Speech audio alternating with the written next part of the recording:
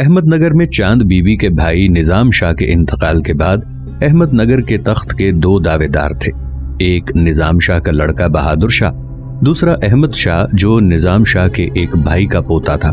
اس دوران تک چاند بیوی بھی بیجاپور سے اپنے میکے احمد نگر آ گئی تھی۔ اکبر پہلے ہی ان علاقوں پر حملہ آور ہونے کا ارادہ کر چکا تھا۔ اس دوران احمد نگر کے ایک سردار میاں منجو نے بھی مغلوں کو ان علاقوں پر حملہ آور ہونے کی دعوت دی۔ تب میاں منجو اور چاند بیوی کے درمیان اختلاف رائے پیدا ہو گیا۔ میاں منجو تخت کے دعوے دار احمد کا طرفدار تھا، جبکہ چاند بیوی اپنے بھائی کے بیٹے بہادر کی طرفداری کر رہی تھی۔ اکبر کا بیٹا شہزادہ مراد اور خانِ خانان عبد الرحیم جب اپنا لشکر لے کر احمد نگر پہنچے اور احمد نگر کا محاصرہ کیا تو چاند بیوی نے ڈٹ کر ان کا مقابلہ کیا۔ گو حملہ آور مغلوں کے لشکر نے احمد نگر کی فصیل کے اندر شگاف ڈال دیا تھا، لیکن چاند بیوی نے ایسی شجاعت کا مظاہرہ کیا کہ نقاب اوڑھ کر قلعے کی دیوار کے شگاف کے پاس آئی۔ اس شگاف میں بہت سے بندوقچی اور توپچی لگا دیے اور مغلوں کو قلعے میں داخل نہ ہونے دیا۔ چاند بیوی کہتے ہیں کہ رات بھر دیوار کے پاس کھڑی رہی۔ قلعے کے تمام مرد عورتیں مل کر دیوار کے ٹوٹے ہوئے حصے کو تعمیر کرتے رہے۔ اس طرح دیوار انہوں نے پھر استوار کر کے شگاف بھر دیا۔ دوسری طرف شہزادہ مراد اور عبد الرحیم خانِ خانان اپنے حملوں میں تیزی پیدا کرتے جا رہے تھے۔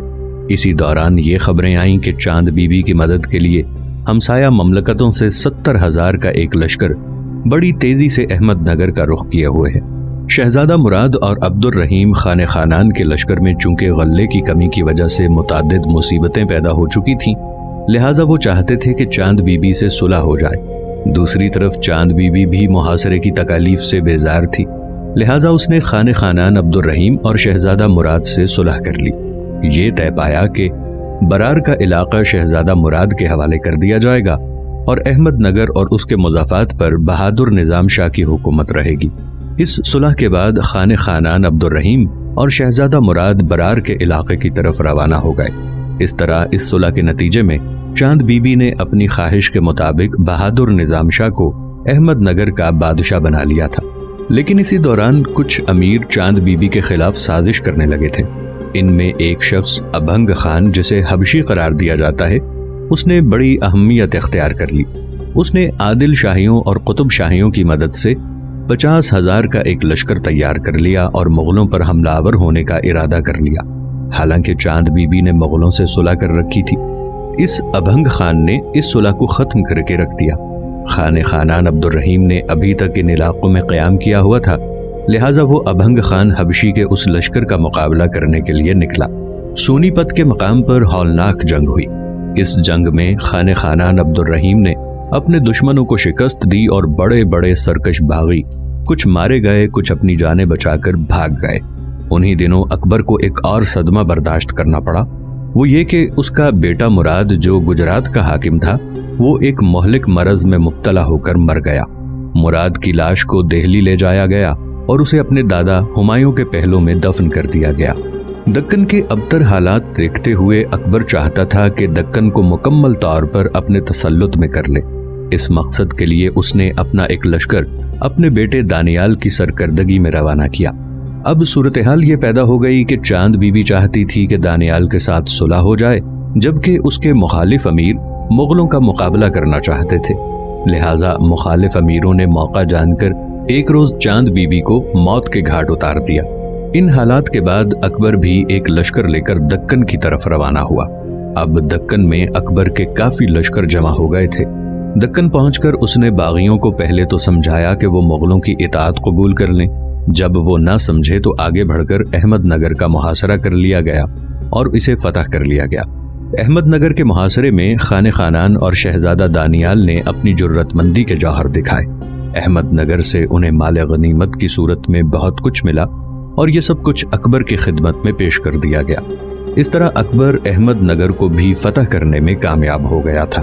یوں اکبر کی حکومت اب ہمالیہ سے لے کر جنوب میں احمد نگر تک چلی گئی تھی۔ سندھ، بلوچستان، دکن، کشمیر، بنگال اور آس پاس کی ساری ریاستوں پر قبضہ کرنے کے بعد اور انہیں اپنی حکومت میں شامل کر کے اکبر کی دیرینہ خواہش پوری ہو گئی تھی اور وہ ایک وسیع و عریض سلطنت کا بادشاہ بن گیا تھا۔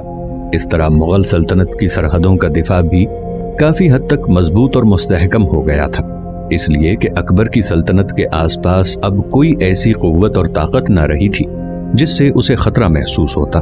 ان حالات کو دیکھتے ہوئے اکبر نے اپنی سلطنت کو مزید وسعت دینے کا ارادہ کیا۔ اب اس کی نگاہیں قندھار شہر پر جم گئی تھیں، اس لیے کہ کابل تک تو پہلے ہی اس کی حکومت تھی۔ قندھار پر حملہ کرنا اب اکبر کے لیے آسان بھی تھا، اس لیے کہ سندھ اور بلوچستان کے علاقے اس کے اپنے تھے اور ان علاقوں کے قبضے میں آنے کے بعد عسکری نقطہ نظر سے اکبر کے لیے قندھار پر حملہ کرنا آسان ہو گیا تھا۔ قندھار پر قبضہ کر کے اکبر ایک طرح سے اپنی سلطنت کو بنگال سے لے کر قندھار تک وسعت دینا چاہتا تھا، اور قندھار پر قبضہ کرنا اب اس کی سب سے بڑی خواہش بن گئی تھی۔ قندھار اس وقت ایرانی سلطنت میں شامل تھا، لیکن قندھار پر ایرانی سلطنت کی گرفت مضبوط نہ تھی۔ علاوہ ازیں ایران کے ساتھ خوشگوار تعلقات ہونے کے باعث اکبر یہ بھی نہ چاہتا تھا کہ قندھار پر قبضہ کرنے کے باعث ایران سے تعلقات میں کشیدگی پیدا کی جائے۔ اسی بنا پر اکبر نے نہایت سیاست سے کام لیتے ہوئے پہلے سندھ اور بلوچستان پر قبضہ جمایا، اس کے بعد ایک بہت بڑے لشکر کے ساتھ اس نے قندھار پر حملہ کر دیا۔ جس وقت اکبر کے لشکر نے قندھار پر حملہ کیا، ایران کی طرف سے کسی قسم کی کوئی مزاحمت نہ ہوئی، اس لیے کہ ایران کا بادشاہ پہلے ہی اپنی حرکتوں سے ترکوں اور ازبکوں کو اپنا دشمن بنا چکا تھا اور ان کی وجہ سے پریشانیوں میں مبتلا تھا۔ اور جب اکبر کا لشکر قندھار پر حملہ آور ہوا تو ایران کے بادشاہ نے مغلوں سے بگاڑنے کی کوشش نہ کی، وہ مغلوں کے خلاف ایک نیا محاذ کھولنا نہیں چاہتا تھا۔ اس طرح 1595 میں قندھار پر اکبر کا قبضہ ہو گیا۔ اس سے پہلے چونکہ ازبک بھی اکبر کے خلاف رہتے تھے، لیکن قندھار کی فتح کے بعد وہ اکبر سے خائف رہنے لگے اور اس کے مطیع اور فرما بردار بن گئے۔ ایران کا بادشاہ ان دنوں عباس تھا، اس نے اکبر کے خلاف کوئی کارروائی نہ کی، لہذا اکبر نے قندھار پر اپنا قبضہ مستحکم کر لیا۔ یوں اس کی سلطنت بنگال سے قندھار تک پھیل گئی تھی۔ اکبر نے گو بڑے وسیع علاقوں کو فتح کیا، اپنی سلطنت کو عظیم الشان وسعت دی، بڑے بڑے سرکش سورماؤں کو اپنے سامنے زیر کیا، بڑی بڑی بغاوتوں کو ختم کیا۔ لیکن ایک بغاوت ایسی اٹھی جس کے سامنے اکبر کو جھکنا پڑا، اور یہ بغاوت اس کے بیٹے شہزادہ سلیم نے کی تھی، جو بعد میں جہانگیر کے نام سے ہندوستان کا حکمران بنا۔ جن دنوں اکبر دکن کی طرف لشکر لے کر گیا ہوا تھا، اس وقت شہزادہ سلیم نے الہ آباد میں قیام کیا ہوا تھا، اور وہ اس وقت ہی اکبر کے خلاف ایک طرح سے اپنے باغی پن کا اعلان کر چکا تھا۔ اکبر کے اپنے مشیر باقاعدہ دکن پیغام بھیجتے رہے، اسے آگاہ کرتے رہے کہ حالات سلیم کی وجہ سے خراب ہو رہے ہیں، لہٰذا وہ فوراً آگرہ پہنچ جائے۔ لیکن اکبر احمد نگر جیسے علاقوں کو فتح کیے بغیر واپس نہیں آنا چاہتا تھا۔ اسے شہزادہ سلیم کی باغیانہ کارروائیوں کی مسلسل اطلاع مل رہی تھی، لیکن وہ اپنی مہم کو ادھورا چھوڑ کر نہیں آنا چاہتا تھا۔ جب اسے شہزادہ سلیم کے باغیانہ رویے کی اطلاع ملی تو اس نے شہزادہ سلیم کے ایک ہم مکتب کو اسے سمجھانے کے لیے روانہ کیا۔ اس ہم مکتب شریف کو یہ تاکید کی گئی تھی کہ وہ شہزادہ سلیم کو اپنے باپ کی طرف سے عائد کردہ فرائض کا احساس دلائے، لیکن سلیم نے اپنے ہم مکتب شریف کو بھی اپنے ساتھ ملا لیا اور اسے اپنا وزیر بنا لیا۔ آخر دکن کی مہم سے فارغ ہو کر اکبر آگرہ کی طرف بڑھا، اور سلیم کو یہ اطلاع ملی کہ اکبر لوٹ رہا ہے تو اس نے بھی اپنی تیاریوں میں اضافہ کر لیا۔ اس نے بہت سے سالاروں اور امراء کو خطابات سے نوازا اور انہیں اپنا حمایتی بنا لیا۔ 23 اگست 1602 کو اکبر آگرہ پہنچا۔ اس نے فوری طور پر سلیم سے مذاکرات کا آغاز کر دیا، لیکن شہزادہ سلیم کے مطالبات اتنے زیادہ تھے اور اس نوعیت کے تھے کہ انہیں قبول کرنا اکبر کے بس میں نہ تھا۔ نوبت جب یہاں تک پہنچ گئی تب شہزادہ سلیم ایک لشکر لے کر الہ آباد سے آگرہ کی طرف بڑھنا شروع ہوا۔ اس کے ساتھ اس وقت کم از کم 35,000 گھڑ سوار تھے، اور وہ جہاں جہاں سے بھی گزرتا تباہی مچاتا چلا گیا۔ اس دوران اکبر نے شہزادہ سلیم کو متعدد مصالحانہ پیغامات روانہ کیے، لیکن سلیم نے پہلے کوئی پرواہ نہ کی، بعد میں الہ آباد لوٹ گیا۔ اکبر کی یہ پالیسی گو اس کے درباریوں کے نزدیک نہایت کمزور اور بزدلانہ تھی، لیکن در حقیقت اس پالیسی کی ہی کامیابی تھی کہ سلیم جو لشکر لے کر آگرہ کی طرف بڑھ رہا تھا وہ لوٹ کر الہ آباد چلا گیا۔ اس صورتحال کو دیکھتے ہوئے اکبر نے فوراً ہی ایک خاص فرمان کے ذریعے سلیم کو بنگال اور اڑیسہ کا وائسرائے مقرر کر دیا۔ اسے جو اختیارات دیے گئے تھے وہ کافی حد تک خود مختارانہ تھے، لیکن اس کے باوجود سلیم نے اس عہدے کو قبول کرنے سے انکار کر دیا۔ اس نے الہ آباد کو خیرباد کہنے سے بھی صاف انکار کر دیا۔ ساتھ ہی اس نے الہ آباد میں اپنے نام سے جاری شدہ سکے بھی اکبر کو روانہ کر کے ایک طرح سے اکبر کی توہین کر دی تھی۔ جن شکایات کی وجہ سے شہزادہ سلیم نے اکبر کے خلاف بغاوت کی، وہ شکایات کافی حد تک درست بھی تھی۔ شہزادے سلیم کو سب سے بڑا شکوہ یہ تھا کہ اسے چند درباریوں کے کہنے پر نااہل اور حکومت کی ذمہ داریاں سنبھالنے کے ناقابل سمجھا گیا، اس لیے کہ ان دنوں اکبر کے مشیر اسے مشورہ دے رہے تھے کہ سلیم کی جگہ کسی متبادل شخص کو سلطنت کی ذمہ داریاں سونپی جانی چاہیے۔ اس کے علاوہ شہزادہ سلیم کو یہ بھی شکایت تھی کہ اسے اس کے شایان شان اور مناسب مراتب عطا نہیں کیے گئے، حالانکہ وہ نہ صرف شاہی خاندان کا فرد تھا بلکہ اکبر کے بعد حکومت کی ذمہ داریاں بھی اسی کو سنبھالنا تھیں۔ سلیم کو اپنے خلاف ہونے والی ساری محلاتی سازشوں کا بھی اچھی طرح علم تھا۔ بعض امراء چاہتے تھے کہ اکبر کے بعد سلیم کی جگہ ایسا شخص تخت نشین ہو جو ان کا اعلی کار بنا رہے۔ وہ یہ چاہتے تھے کہ تمام طاقت اور اختیارات ان کے اپنے ہاتھ میں رہے۔ ان تمام سازشوں میں راجہ مان سنگھ پیش تھا۔ دوسری طرف شہزادے سلیم کو بھی ہر لمحے ان سازشوں کا علم ہوتا رہتا تھا، لہٰذا وہ اپنی خود مختاری اور مستقبل کو سنوارنے کے لیے کوشاں رہنے لگا۔ اسے اکبر سے یہ بھی شکایت تھی کہ اس نے کسی بھی لمحے اپنے بیٹے کے مستقبل کے بارے میں ہمدردی سے غور نہیں کیا، بلکہ اس کے قریبی امراء نے اسے جو بھی مشورہ دیا اس پر بلا تأمل عمل کرتا رہا۔ ان تمام حالات سے مجبور ہو کر شہزادہ سلیم نے باپ کے خلاف علم بغاوت بلند کرنے کی ٹھان لی تھی۔ جب سلیم نے اکبر کو اپنے نام کے کندہ سکے روانہ کیے تو اس کا واضح مطلب یہ تھا کہ وہ باپ کے خلاف بغاوت کرنے کے بعد ایک متوازی حکومت قائم کرنے کا عزم کر چکا ہے۔ بہرحال اکبر نے اس وقت تک مصالحانہ انداز قائم رکھا۔ اکبر نے اپنے مشیر اور اپنے ہمنوا ابو الفضل کو بلایا جو اس وقت دکن میں مقیم تھا، اور اسے سلیم کے پاس بھیجنے کا اہتمام کیا۔ ابو الفضل نے اکبر کو یقین دلایا تھا کہ وہ شہزادے سلیم کو ہر حال میں راہ راست پر لاتے ہوئے اس کے سامنے پیش کر دے گا۔ دوسری طرف شہزادہ سلیم راجہ مان سنگھ اور ابو الفضل کو اپنا بدترین دشمن تصور کرتا تھا۔ گو راجہ مان سنگھ کی بہن شہزادہ سلیم کی بیوی تھی، لیکن راجہ مان سنگھ اکبر کے بعد شہزادے سلیم کی بجائے شہزادے سلیم کے بیٹے اور اپنے بھانجے خسرو کو ہندوستان کا بادشاہ دیکھنا چاہتا تھا۔ اس بنا پر شہزادہ سلیم راجہ مان سنگھ کے خلاف تھا۔ سلیم کو جب علم ہوا کہ اکبر نے ابو الفضل سے مشورہ کرنے کے بعد اسے اس کی طرف روانہ کیا ہے تو اس نے ہر صورت میں ابو الفضل سے ٹکر لینے کی ٹھان لی۔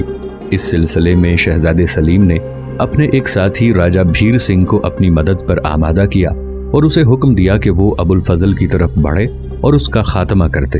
19 اگست 1602 کو راجہ بھیر سنگھ اور ابو الفضل کے درمیان مقابلہ ہوا۔ برکی سرائے کے قریب دونوں آپس میں ٹکرائے اور ایک دوسرے پر ٹوٹ پڑے، جس کے نتیجے میں بھیر سنگھ نے ابو الفضل کا سر قلم کر کے رکھ دیا اور اس کا کٹا ہوا سر شہزادے سلیم کے سامنے پیش کر دیا۔ ابو الفضل کے قتل کے بعد سلیم نے اس سے متعلق ان خیالات کا اظہار کیا تھا۔ ابو الفضل گو بادشاہ کا انتہائی وفادار تھا، لیکن اس نے بادشاہ کے ہاتھوں اپنا ضمیر بھاری قیمت میں فروخت کر دیا تھا۔ ابو الفضل نے میرے لیے رسوائی کا سامان بہم پہنچایا اور میرے باپ کو بھی میرا دشمن بنا دیا۔ میں نے مجبور ہو کر اسے بھیر سنگھ سے قتل کروا دیا۔ اس کی موت کے بعد میرے والد کے تعلقات خوشگوار ہو گئے۔ علاوہ ازیں ابو الفضل حضور صلی اللہ علیہ وآلہ وسلم کا بھی مخالف تھا، لہٰذا مجھ پر ایک مسلمان کی حیثیت سے اس کا قتل لازم آتا تھا۔ دوسری طرف جب اکبر کو ابو الفضل کے قتل کی خبر ملی تو اس نے ایک آہ بھرتے ہوئے کہا، اگر سلیم کو تخت و تاج ہی درکار تھا تو ابو الفضل کو قتل کرنے سے کیا فائدہ؟ اسے چاہیے تھا کہ اس کی جگہ مجھے قتل کر دیتا۔ اکبر کو جس وقت ابو الفضل کے قتل کی اطلاع ملی تو اس وقت وہ کبوتر بازی میں مصروف تھا۔ آخر شہزادے سلیم کو اس کے فرائض کا احساس دلانے کی خاطر اس کی سوتیلی ماں سلیمہ سلطانہ بیگم نے مداخلت کی۔ اکبر نے اپنی اس بیوی کو الہ آباد جا کر بیٹے سے ملنے کی اجازت دے دی۔ فروری 1603 میں سلیمہ بیگم شہزادے سلیم سے مل کر لوٹی تو اس نے اکبر کو بتایا کہ سلیم کے رویے میں نمایاں فرق آ چکا ہے، نیز وہ اکبر سے ملنے پر بھی آمادہ ہے۔ اس طرح اپنی ماں سلیمہ سلطانہ کے سمجھانے پر شہزادہ سلیم الہ آباد سے نکل کر اکبر سے ملنے کے لیے آگرہ کی طرف روانہ ہوا، لیکن آگرہ سے ایک پڑاؤ پہلے ہی وہ رک گیا اور یہ درخواست کی کہ وہ آگرہ میں داخل ہونے سے پہلے اپنی دادی سے ملنا چاہتا ہے لہٰذا اس کی دادی اس سے ملی، اس کا ہاتھ پکڑ کر اسے اکبر کے پاس لے گئی۔ سلیم نے اکبر کے پاؤں پر پیشانی رکھ دی اور روتے ہوئے اپنے جرم کا اقرار کر لیا۔ گو اکبر کو ابو الفضل کے قتل کا شدید صدمہ تھا اور ممکن تھا کہ اکبر شہزادہ سلیم کے اس جرم کو قلبی طور پر کبھی معاف نہ کرتا، لیکن اس نے سلیم کو اٹھایا اور گلے لگا لیا۔ 14 اکتوبر 1603 کو اکبر نے ایک لشکر سلیم کے حوالے کیا اور اسے حکم دیا کہ وہ راجپوتوں کی مہم سر کرنے کے لیے نکلے۔ سلیم اس لشکر کے ساتھ کوچ تو کر گیا، لیکن اس نے اکبر سے کہا کہ راجپوتوں پر حملہ آور ہونے کے لیے بڑے لشکر کے علاوہ تیاریوں کی ضرورت ہے، لہٰذا اسے الہ آباد جا کر اس کا موقع فراہم کیا جائے۔ اکبر نے اسے الہ آباد جانے کی اجازت دے دی۔ اکبر اب اس سے کسی موضوع پر مخالفت نہیں کرنا چاہتا تھا، اس لیے کہ وہ ڈرتا تھا کہ پھر وہ اعلانیہ بغاوت کی راہ پر چل نہ نکلے۔ الہ آباد پہنچنے کے بعد سلیم عیش و عشرت میں پڑ گیا۔ اس کے ان کاموں کی وجہ سے اکبر کو شدید صدمہ ہوا۔ وہ پہلے ہی اپنے دوسرے بیٹے دانیال کی حرکتوں سے عاجز آ چکا تھا، جو دن رات شراب کے نشے میں دھت رہتا تھا۔ وہ اس وقت دکن میں مقیم تھا۔ اس طرح شہزادے سلیم نے بھی شراب پینے کے ساتھ ساتھ افیون کھانی شروع کر دی تھی، اور شہزادے سلیم کی پہلی بیوی جو راجہ مان سنگھ کی بہن تھی، اس نے شہزادے سلیم کے رویے سے تنگ آ کر خودکشی کر لی تھی۔ اسی بنا پر راجہ مان سنگھ شہزادے سلیم کے خلاف ہو چکا تھا، اور اس کی بجائے وہ سلیم کے بیٹے اور اپنے بھانجے خسرو کے مفاد کے لیے کام کر رہا تھا، اور اکبر کے بعد وہ اسے ہی ہندوستان کے تخت کا وارث بنانا چاہتا تھا۔ دوسری طرف اکبر کو جب اطلاع ملی کہ راجپوتوں کے خلاف حرکت میں آنے کی بجائے شہزادہ سلیم الہ آباد میں عیش و عشرت میں پڑ گیا ہے، اور وہ شب و روز نو نوش میں مصروف رہتا ہے، اور یہ کہ اسے دورے پڑنے لگے ہیں، کچھ ہوش نہیں رہتا کہ وہ کیا کر رہا ہے۔ نشے کی حالت میں اس نے اکبر کے ایک خبر رساں کو زندہ دفن کرا دیا، کیونکہ اس نے اکبر کو سلیم کی کارروائیوں کی اطلاع دی تھی۔ ایک ملازم کو اتنا زدوکوب کیا کہ وہ مر گیا۔ اکبر کے ایک اور ملازم کو بھی موت کے گھاٹ اتار دیا۔ جب یہ ساری خبریں اور کارروائیاں اکبر تک پہنچیں تو اس نے سلیم کی گوشمالی کا عزم کر لیا۔ وہ بنفس نفیس ایک لشکر لے کر آگرہ سے روانہ ہونا چاہتا تھا، لیکن موسلادھار بارش شروع ہو گئی، جس کی بنا پر اس کی روانگی میں تاخیر ہو گئی۔ جب وہ دوبارہ روانہ ہونے لگا تو 10 ستمبر کو اس کی ماں فوت ہو گئی۔ دوسری طرف شہزادے سلیم کو جب اپنی دادی کے مرنے کی خبر ہوئی، تب وہ 16 نومبر کو بڑی برق رفتاری سے الہ آباد سے آگرہ پہنچ گیا تاکہ دادی کی وفات پر باپ سے اظہار تعزیت کر سکے۔ بعض مورخین کے مطابق سلیم اس واقعے کو بھی خاطر میں نہ لاتا، وہ صرف اس لیے آیا تھا کہ شاید اکبر کو اس موت کا شدید صدمہ ہو اور اس کی صحت پر برا اثر پڑے، اور اس طرح اسے حکومت کا انتظام و انصرام سنبھالنا پڑ جائے۔ سلیم آتے ہوئے اکبر کے لیے بہت سے قیمتی تحائف بھی لے کر آیا تھا، مگر اکبر اس کی حرکات سے سخت بدظن تھا، لہٰذا سلیم کو گرفتار کر لیا گیا۔ اکبر نے ایک بار انتہائی غصے کے عالم میں اس کے منہ پر تھپڑ بھی دے مارا تھا۔ اس کے بعد اسے ایسی جگہ بند کر دیا جہاں نہ صرف وہ تنہا تھا بلکہ اسے شراب بھی میسر نہ آ سکتی تھی۔ اس طرح شہزادہ سلیم وہاں 10 روز تک بند رہا، اس کے بعد اسے وہاں سے نکالا گیا۔ ممکن ہے ان حالات میں اکبر اسے کسی علاقے کا حاکم مقرر نہ کرتا اور اسے شاہی مضائف سے بھی محروم کر دیتا، مگر اسی دوران اکبر کو ایک اور صدمہ ہوا، وہ یہ کہ اکبر کا دوسرا بیٹا دانیال دکن میں بیمار رہ کر مر گیا، لہٰذا اس نے سلیم کے خلاف کارروائی کا سلسلہ بھی مصلحتاً بند کر دیا۔ کچھ ہی دنوں بعد اکبر کو شدید بخار ہو گیا، اور اکتوبر کے مہینے میں جب سلیم باپ کی عیادت کے لیے گیا تو اکبر کی حالت تشویشناک تھی۔ نقاہت اور کمزوری کا یہ عالم تھا کہ ہوش میں ہونے کے باوجود کچھ بولنے سے قاصر تھا۔ جب سلیم اکبر کے پاس جا کر کھڑا ہوا تو اکبر نے اسے اشارے سے شاہی امامہ اور جبہ پہننے کے لیے کہا۔ اس کے بعد اس نے اپنے بیٹے سلیم کو اپنے باپ ہمایوں کی تلوار کمر سے باندھنے کا حکم دیا۔ سلیم نے حکم کی تعمیل کی اور اکبر کے کہنے کے مطابق کمرے سے باہر چلا گیا۔ چند دن بعد یعنی 25 اور 26 اکتوبر 1605 کی درمیانی شب کو اکبر ٹھیک 63 سال کی عمر میں وفات پا گیا۔ یہ بھی کہا جاتا ہے کہ اکبر نے وفات سے قبل اپنے گناہوں سے توبہ کر لی تھی، اور دین الہی کے سلسلے میں اس نے جو غیر معمولی اقدامات کیے تھے وہ ان پر نادم تھا کہ اس نے وقت آخر دوبارہ اسلام کا دامن تھام لیا۔ چونکہ نقاہت کی وجہ سے اس کی زبان کام نہ کرتی تھی، اس کے باوجود بار بار اللہ کہنے کی کوشش کرتا رہا۔